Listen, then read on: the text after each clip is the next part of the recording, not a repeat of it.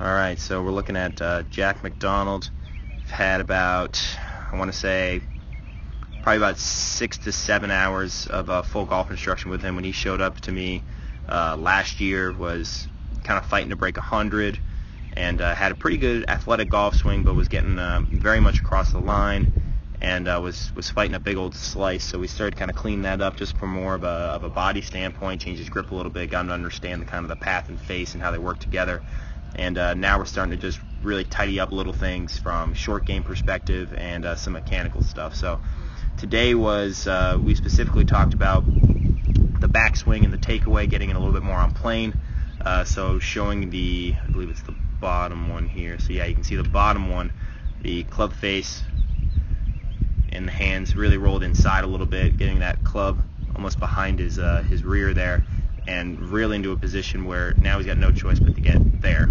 Didn't mean to work that quick, but because once you get into this position with the club head, now the whole path of the swing is no longer working this way, but rather it's working this way, because the whole thing changed.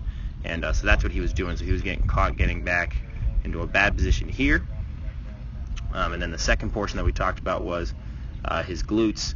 He was kind of coming off that position, as you can see here, really coming off it a little early, and then you can see the resulting club path is now it has to really drop inside behind him, and he's kind of coming up out of his posture, kind of getting up on his toes.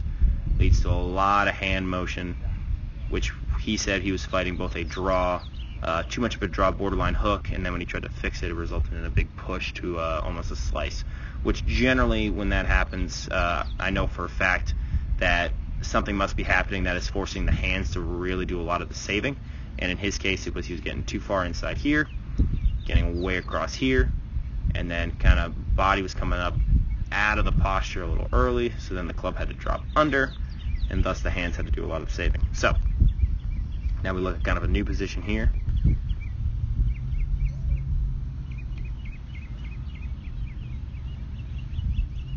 Okay, so we draw this little position here. Now you can start seeing, again, much more in a proper position. Here was his initial takeaway there. There's the new one. Absolutely fantastic. What we had done was we had placed an alignment stick about 18 inches off his right foot at a similar angle to his shaft, but and the goal was to get the club head outside of it on the backswing, and thus he was able to kind of put that club in a much better position. Now it rides the trail arm really nicely, and we felt a little shorter at the top too, but you can see now huge changes there from here to there.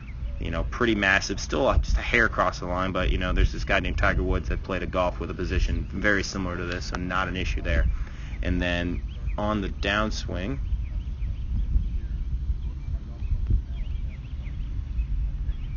still working on this a little bit, but you can see the path is much closer now to his trail arm, whereas before, still underneath it. Now it's in line with his elbow, so big changes there.